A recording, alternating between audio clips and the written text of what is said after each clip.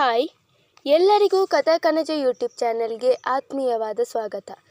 ಇವತ್ತು ನಾನು ಒಲವಿನ ಅಭಿಸಾರಿಕೆ ಕಥೆಯ 43ನೇ ಎಪಿಸೋಡ್ನ ಜೊತೆ ನಿಮ್ಮ ಮುಂದೆ ಬಂದಿದ್ದೇನೆ. ಈ ಕಥೆ ನಿಮಗೆ ಇಷ್ಟವಾಗಿದ್ದಲ್ಲಿ ಅಥವಾ ನೀವಿನ್ನು ಹೊಸದಾಗಿ ನಮ್ಮ ಚಾನಲನ್ನು ನೋಡ್ತಾ ಇದ್ದಲ್ಲಿ ತಪ್ಪದೆ ನಮ್ಮ ಚಾನಲನ್ನು ಸಬ್ಸ್ಕ್ರೈಬ್ ಮಾಡಿ ಸಪೋರ್ಟ್ ಮಾಡಿ. ಕೋಪದಿಂದ ಮಡದಿಯನ್ನು ದೂರ ತಳ್ಳಿಬಿಟ್ಟನು ವಿಕ್ರಾಂತ್. ಅಮ್ಮ ಎಂದು ಹೊಟ್ಟೆ ಹಿಡಿದುಕೊಂಡವಳೆ ತನ್ನನ್ನು ತಾನು ಸಂಭಾಲಿಸಿಕೊಂಡು, ವಿಕ್ಕಿ, ಏನು ಮಾಡ್ತಾ ಇದ್ದೀಯಾ ನೀನು? Are you mad? ನಿನಗೇನು ತಲೆ ಕೆಟ್ಟಿದ್ಯಾ? ಹುಚ್ಚಿಡಿದಿದ್ಯಾ? ಕೇಳಿದಳು ಸಿಡುಕುತ್ತಲೇ. ಹುಚ್ಚು ನನಗಲ್ಲ, ನಿನಗೆ ಹಿಡಿದಿರೋದು. ಹಣ, ಆಸ್ತಿ, ಅಂತಸ್ತನ್ನು ಹುಚ್ಚು ಹಿಡಿದಿದೆ ನಿನಗೆ. ನೋಡು, ನೀನು ಹೇಳೋದನ್ನೆಲ್ಲ ಕೇಳ್ತಾ ಕೂಡೋದಕ್ಕೆ ಅಮ್ಮ ಅವ್ರ ಗಂಡ ಅಲ್ಲ ನಾನು.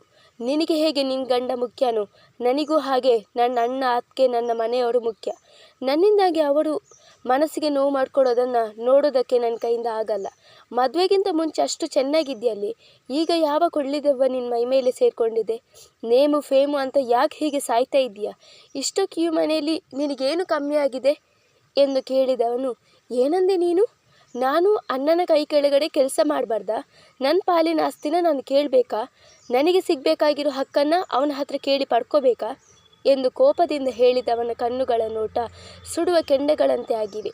ಅವನ ಕೋಪವನ್ನು ಕಂಡು ಒಂದು ಕ್ಷಣ ಸಮಷ್ಟಿ ಕೂಡ ಸ್ತಬ್ಧರಾದರು.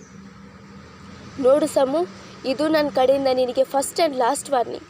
ನನಗೆ ನೀನೆಷ್ಟು ಮುಖ್ಯನೋ ನನ್ನ ಅಣ್ಣನೂ ಅಷ್ಟೇ ಮುಖ್ಯ. ನೀನು ನನ್ನನ್ನು ನೋಡೋದಕ್ಕೆ ಶುರು ಮಾಡಿ 2 ವರ್ಷ ಆಗಿದೆ ಅಷ್ಟೇ. ಆದರೆ ನನ್ನ ಅಣ್ಣ ಹಾಗಲ್ಲ. ನಾನು ಹುಟ್ಟೋದಕ್ಕಿಂತ ಮುಂಚೆನೇ ನನ್ನ ಬಗ್ಗೆ ಸಾವಿರಾರು ಕನಸುಗಳನ್ನು ಇಟ್ಕೊಂಡವನು.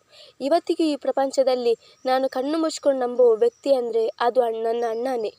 ಅವನ ಕೈ ಕೆಳಗಡೆ ಕೆಲಸ ಮಾಡ್ತಾ ಇದ್ದೀನಿ ಅನ್ನೋ ಯಾವ ಬೇಜಾರು ಕೂಡ ನನಗಿಲ್ಲ. ಅಂಥ ಚೀಪ್ ಮೆಂಟಾಲಿಟನು ನನ್ನದಲ್ಲ.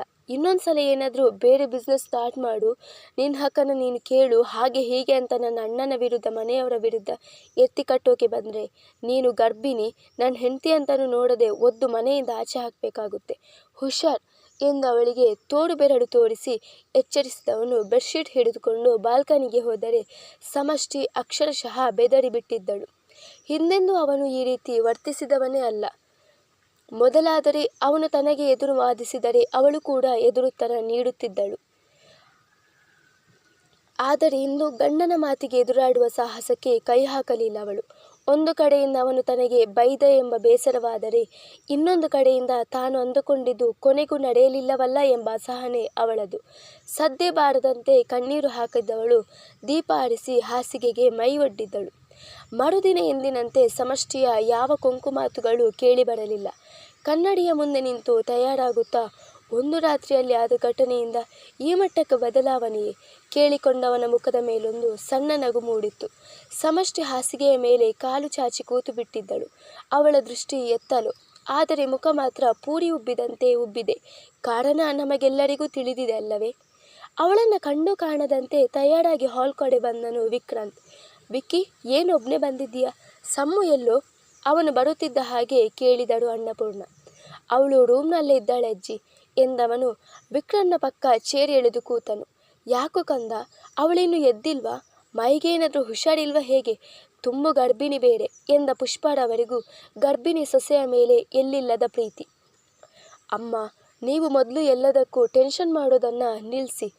ಅವಳು ಒಬ್ಳೇನ ಈ ಪ್ರಪಂಚದಲ್ಲಿ ಗರ್ಭಿಣಿಯಾಗಿರೋದು?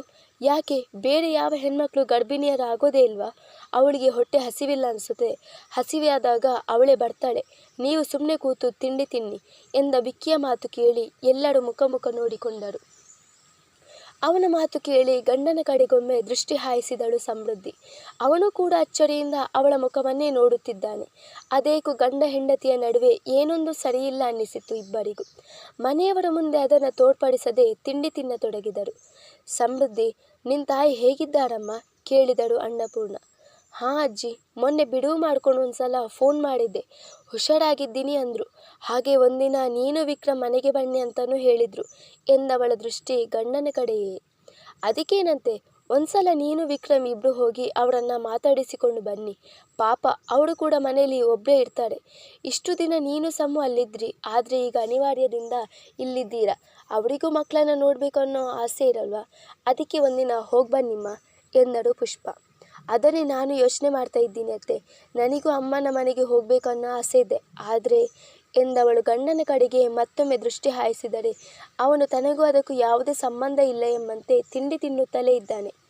ನೀನು ಅವನ ಮುಖ ಏನಮ್ಮ ನೋಡ್ತಾ ಇದ್ದೀಯಾ? ನಾನು ಹೇಳಿದ ಮೇಲೆ ಮುಗೀತು. ಇವತ್ತೇ ನೀನು ನಿನ್ನ ತವರ ಮನೆಗೆ ಹೋಗ್ತಾ ಇದ್ದೀಯಾ, ಜೊತೆಗೆ ನಿನ್ನ ಗಂಡನೂ ಬರ್ತಾನೆ ಎಂದು ಬಿಟ್ಟಿದ್ದರು ಅನ್ನಪೂರ್ಣ. ತಿನ್ನುತ್ತಿದ್ದ ತಿಂಡಿ ಒಂದೇ ಸಲಕ್ಕೆ ವಿಕ್ರಮ್ಗೆ ನೆತ್ತಿಗೆ ಏರಿಬಿಟ್ಟಿತ್ತು. ಅದನ ಕಣ್ಣು ಮುಸಿ ಮುಸಿ ನಕ್ಕಳು ಸಮೃದ್ಧಿ. ವಿಕ್ಕಿ ಕೂಡ ನಗುತ್ತಲೇ ಅವನ ತಲೆ ತಟ್ಟಿ ನೀರು ಕುಡಿಸಿದನು. ಅಜ್ಜಿ, ಏನು ಹೇಳ್ತಾ ಇದ್ದೀರಾ ನೀವು? ನಾನು ಇವಳ ಜೊತೆ ಇವಳಮ್ಮನ ಮನೆಗೆ ಹೋದರೆ ಫ್ಯಾಕ್ಟ್ರಿ ನೋಡ್ಕೊಳ್ಳೋರು ಯಾರು ಎಂದು ಸಾವರಿಸಿಕೊಂಡು ಹೇಳಿದನು ವಿಕ್ರಮ್. ಅದಕ್ಕೆ ನೀನ್ಯಾಕೆ ಯೋಚನೆ ಮಾಡ್ತೀಯ ಬ್ರೋ, ನಾನಿಲ್ವಾ? When Vicky is here then there is no fear ಎಂದು ನಕ್ಕನು ವಿಕ್ರಾಂತ್. ಕೇಳಿಸ್ತಾ ವಿಕ್ಕಿ ಹೇಳಿದ್ದು? ಈಗಲಾದರೂ ನಿನ್ನ ಹೆಂಡತಿನ ಕರ್ಕೊಂಡು ಆರಾಮಾಗಿ ನಿನ್ನ ಅತ್ತೆ ಮನೆಗೆ ಹೋಗ್ಬಿಟ್ಟು ಬಾ ಎಂದು ಹೇಳಿದರು ಅನ್ನಪೂರ್ಣ. ಅವಳ ಮಾತಿಗೆ ಇಲ್ಲ ಎನ್ನಲಾಗುತ್ತದೆಯೇ? ಸರಿ ಎಂದು ತಲೆ ಅಲ್ಲಾಡಿಸಿದವನು ಮುಂದೆ ನಡೆದರೆ ಮನೆಯವರ ಕಡೆ ತಿರುಗಿ ಹೆಬ್ಬೆರಳನ್ನು ಮೇಲಕ್ಕೆತ್ತಿದ ಸಮೃದ್ಧಿ ನಗುತ್ತಲೇ ಗಂಡನ ಜೊತೆ ಹೆಜ್ಜೆ ಹಾಕಿದಳು. ಮಗ ಸೊಸೆ ಇಬ್ಬರು ಖುಷಿಯಿಂದ ಹೋಗುತ್ತಿರುವುದನ್ನು ಕಂಡ ಪುಷ್ಪಾರವರ ಕಣ್ಣುಗಳು ತುಂಬಿ ಬಂದವು. ಮೊದಲ ಬಾರಿಗೆ ಮಗ ಮತ್ತು ಅಳಿಯ ಮನೆಗೆ ಜೊತೆಗೆ ಬಂದಿರುವುದನ್ನು ಕಂಡು ಹೇಮರವರ ಮನಸ್ಸು ಖುಷಿಯಿಂದ ಕುಣಿದಾಡಿಬಿಟ್ಟಿತ್ತು. ಮಗಳನ್ನು ಕಂಡು ಸಂಭ್ರಮದಿಂದ ತಬ್ಬಿಕೊಂಡರು ಹೇಮ. ಆ ಅಪ್ಪುಗೆಯಲ್ಲಿ ಹೇಳಲಾರದಷ್ಟು ಮಾತೃ ಪ್ರೇಮವಿತ್ತು. ಸಮೃದ್ಧಿ, ಹೇಗಿದ್ದೀಯಾ? ಅಂತೂ ಇವತ್ತು ಈ ತಾಯಿ ನೆನಪಾಯ್ತಲ್ಲ ನಿನಗೆ?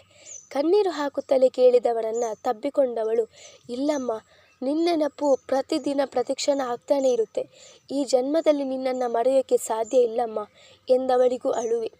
ತಾಯಿ ಮಗಳ ಬಾಂಧವ್ಯ ಕಂಡವನ ಎದೆಗೆ ಕೊಳ್ಳಿ ಇಟ್ಟ ಹಾಗಾಗಿತ್ತು. ಎಲ್ಲ ಸರಿ ಇದ್ದಿರುತ್ತಿದ್ದರೆ, ಆ ಒಂದು ಘಟನೆ ತಮ್ಮ ಜೀವನದಲ್ಲಿ ನಡೆದು ಹೋಗದಿರುತ್ತಿದ್ದರೆ ಅವನು ಅವನ ತಾಯಿಯ ಜೊತೆಗೆ ಹೀಗೆ ಇರುತ್ತಿದ್ದನಲ್ಲವೇ? ಅದೇಕೋ ತಾಯಿಯ ವಿಷಯ ತಲೆಯಲ್ಲಿ ಬಂದ ತಕ್ಷಣ ಅವರ ಮೇಲಿದ್ದವನ ಕೋಪವೂ ಭುಗಿಲೆದ್ದಿತ್ತು. ಆದಷ್ಟು ಹತೋಟಿಯಲ್ಲಿ ತಂದು ಇಟ್ಟುಕೊಳ್ಳುವ ಪ್ರಯತ್ನ ಮಾಡಿದನು. ವಿಕ್ರಮ್, ಹೇಗಿದ್ದೀಯಪ್ಪ? ಮಗಳನ್ನು ನೋಡಿದ ಖುಷಿಗೆ ಅಳಿಯನನ್ನು ಮಾತಾಡಿಸುವುದನ್ನೇ ಮರ್ತು ಬಿಟ್ಟೆ ಎಂದರು ಸಂಕೋಚದಿಂದ ಹೇಮ. ಹಾಂ ಅತ್ತೆ, ನಾನು ಚೆನ್ನಾಗಿದ್ದೀನಿ. ನೀವು ಹೇಗಿದ್ದೀರಾ ಕೇಳಿದನು ಮುಖದ ಮೇಲೆ ನಗು ತರಿಸುತ್ತಾ. ನೋಡು, ಹೀಗಿದ್ದೀನಿ ಎಂದವರು. ಮನೆಯಲ್ಲಿ ಎಲ್ಲರೂ ಹೇಗಿದ್ದಾರೆ ಒಂದೇ ವಾಕ್ಯದಲ್ಲಿ ಕೇಳಿದರು ಹೇಮ. ಮನೆಯಲ್ಲಿ ಎಲ್ಲರೂ ಆರಾಮಾಗಿದ್ದಾರೆ ಅತ್ತೆ. ನಿಮ್ಮ ಚಿಕ್ಕ ಮಗಳು ಅಳಿಯ ಕೂಡ ಆರಾಮಾಗೇ ಇದ್ದಾರೆ ಎಂದನು ವಿಕ್ರಮ್ ನಸುನಗುತ್ತಾ. ಈ ಬಾರಿಯ ನಗುವಿನಲ್ಲಿ ಯಾವುದೇ ಕಪಟ ಇರಲಿಲ್ಲ. ಅವರು ಬರ್ತಾ ಇದ್ದಿದ್ರೆ ಒಳ್ಳೇದಿರ್ತಿತ್ತು. ಯಾಕೋ ಸಮ್ಮುನ ನೋಡಬೇಕು ಅನ್ನಿಸ್ತಿದೆ ಎಂದರು ಆಸೆಯಿಂದ ಹೇಮ. ಅಮ್ಮ, ಸಮ್ಮುಗೆ ಈಗ 7 ತಿಂಗಳು. ಅದಕ್ಕೆ ಅವಳನ್ನು ಎಲ್ಲಿಗೂ ಅತ್ತೆ ಅಜ್ಜಿ ಕಳಿಸಲ್ಲ. ಎಲ್ಲಿ ಏನಾಗುತ್ತಂತ ಭಯ ಅವರಿಗೆ. ಇನ್ನು ವಿಕ್ಕಿ ನಮ್ಮದೇ ಫ್ಯಾಕ್ಟ್ರಿನಲ್ಲಿ ಕೆಲಸ ಮಾಡ್ತಾ ಇದ್ದಾನೆ, ಹಾಗಾಗಿ ಅವನಿಗೂ ಬಿಡುವಿಲ್ಲ ಎಂದು ತಾಯಿಯನ್ನು ಸಮಾಧಾನಿಸಿದಳು ಸಮೃದ್ಧಿ. ಪರವಾಗಿಲ್ಲ ಬಿಡು, ನೀವಾದರೂ ಬಂದ್ರಲ್ಲ ಎಂದವರೇ ನಿಟ್ಟುಸಿರುವೊಂದನ್ನು ಹೊಡೆದಬ್ಬಿ ಅವರಿಬ್ಬರನ್ನು ಒಳಗೆ ಕರೆದುಕೊಂಡು ಹೋಗಿ ಕೂರಿಸಿ ಕುಡಿಯಲು ನೀರು ತಂದುಕೊಟ್ಟರು. ಅತ್ತೆ, ನೀವು ಯಾಕೆ ನಮ್ಮನೇಲಿ ಬಂದು ಇರಬಾರ್ದು?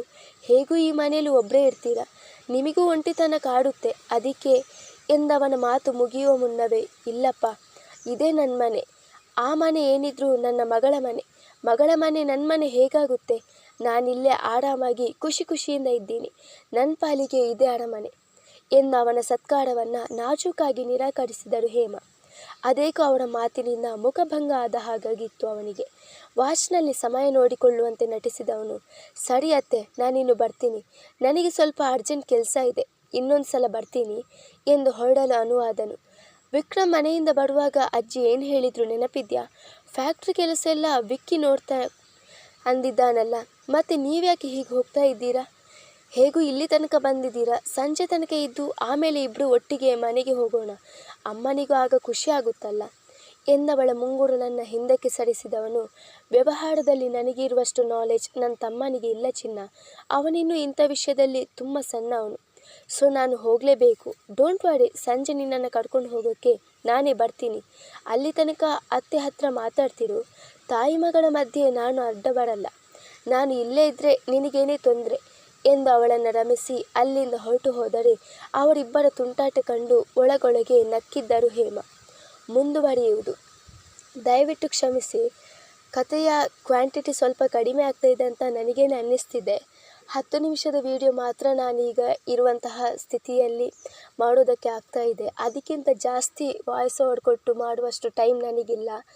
ಆದರೂ ಕೂಡ ಅಡ್ಜಸ್ಟ್ ಮಾಡ್ಕೊಳ್ತಾ ಇದ್ದೀನಿ ವೀಡಿಯೋಸ್ಗಳನ್ನು. ನಿಮ್ಮ ಸಪೋರ್ಟ್ ಹೀಗೇ ಇರಲಿ. ಆ್ಯಂಡ್ ನನಗೆ 500 ಸಬ್ಸ್ಕ್ರೈಬರ್ಸ್ ಕಂಪ್ಲೀಟ್ ಆಯಿತು. ತುಂಬ ಖುಷಿ ಆಯಿತು. ಇದಕ್ಕೆಲ್ಲ ಕಾರಣ ನೀವು. ಸೊ